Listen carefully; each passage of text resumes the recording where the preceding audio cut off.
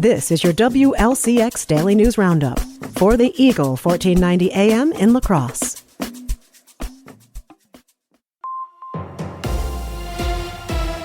For 1490 WLCX, I'm Jimmy Kuska. The bridge connecting Wisconsin to Iowa south of La Crosse will close permanently on October 20th. The Blackhawk Bridge, also known as the Lansing Bridge, is in the process of being replaced. The bridge, which was built 94 years ago, has been closed twice in the past 2 years for structural issues. Construction on its replacement began 2 years ago and is scheduled to open in 2027. In the meantime, the DOT will be providing free car ferries to cross the Mississippi River, while heavier truck traffic will need to use the posted detour through Prairie du Chien a half hour south. If you're a utility customer behind on your bill, the Public Service Commission of Wisconsin is encouraging you to catch up now. With more, here's Civic Media's Melissa Kay. The moratorium period begins November 1st and runs through April 15th. During that time, utilities are prohibited from disconnecting utility service for non-payment when it's used for home heating. If you're currently disconnected, however, you must make arrangements to restore service before the moratorium begins. Utilities are not required to reconnect service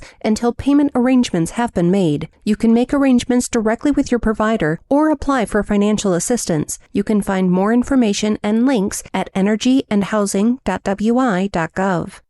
State lawmakers are seeking to protect public lands. With more, here's Civic Media's Shali Pittman. Wisconsin lawmakers have unveiled a new package aimed at protecting natural resources. The package was unveiled yesterday on Indigenous Peoples Day. The proposal includes specific protections for Devil's Lake State Park, giving the state attorney general the power to enforce protections and allowing third parties to sue on its behalf. Democrat Vincent Moresi of Stevens Point says it's similar to protections for corporations. Corporations are merely ideas that exist on paper, yet they have legally recognized rights, even personhood in some cases. The package also proposes reinstating Wisconsin's Prove It First mining law, which required companies to show that a sulfide mine can operate and be decommissioned without polluting water. The Prove It First law was in place for about 2 decades before being repealed in 2017. I'm Shali Pittman for Civic Media News. State lawmakers are considering tax breaks for data centers. With more, here's Civic Media's Shali Pittman. In the state budget 2 years ago, lawmakers rolled out a sales and use tax exemption to attract data centers to Wisconsin. According to new reporting from the Center Square, that exemption led to $70 million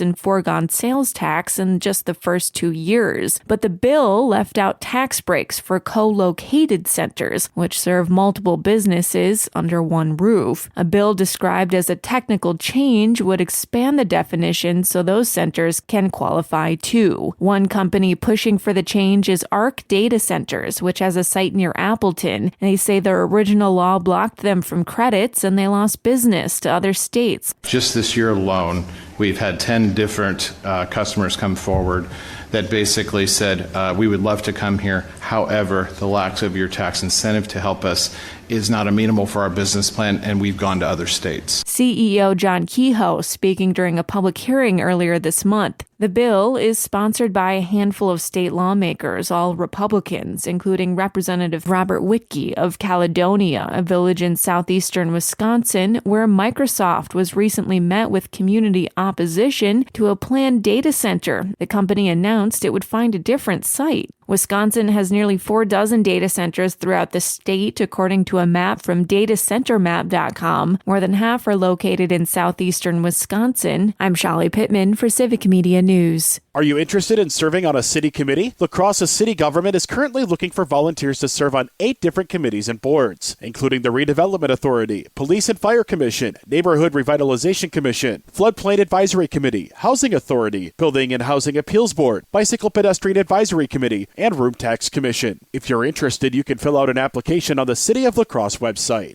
October is the start of high school football playoffs, and this season, for the first time, teams will qualify using a new system. Wisconsin Football Coaches Association President Brian Kaminsky said that the new system rewards you for beating good teams. You're getting rewarded for beating good teams a little bit more than just saying, boy, if you have 4 wins, you're in the playoffs or whatever it might be. So now it's not only wins, but it's quality wins. Kaminsky said that the plan was rapidly approved by the WIAA with strong support from coaches around the state. We had great support by the coaches, right? We had over 400 out of 420 head coaches respond.